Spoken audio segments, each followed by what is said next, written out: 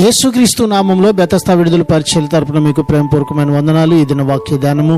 నా ప్రాణమా యెహోవాను సన్నుతించుము, నా అంతరంగముననున్న సమస్తమా ఆయన పరిశుద్ధ నామమును సన్నుతించుము. కీర్తనల గ్రంథం 103వ అధ్యాయం 1వ వచనం. ఇది దేవుని మంచితనమును గురించి చెప్పదగిన అద్భుతమైన మాట.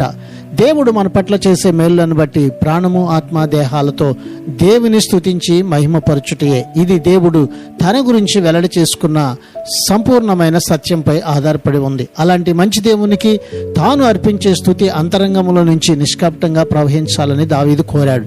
దావీదు అన్నిటినీ చూడగలిగిన, అన్ని తెలిసిన దేవునికి మరి ఏ రకమైన స్తుతి అయినా అంగీకారం అవుతుందా అని మాట్లాడుచూ ఉన్నాడు. ఇది నాన్న దేవుని సన్నిధిని చేరి యథార్థంగా ఆయన స్తుతిద్దాం. అట్టి కృపను ధన్యతను ప్రభు మనందరికీ దయచేయును గాక. ప్రార్థన.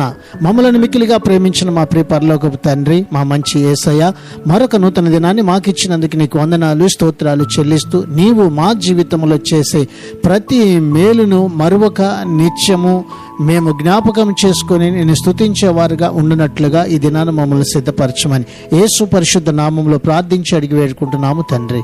ఆమెన్.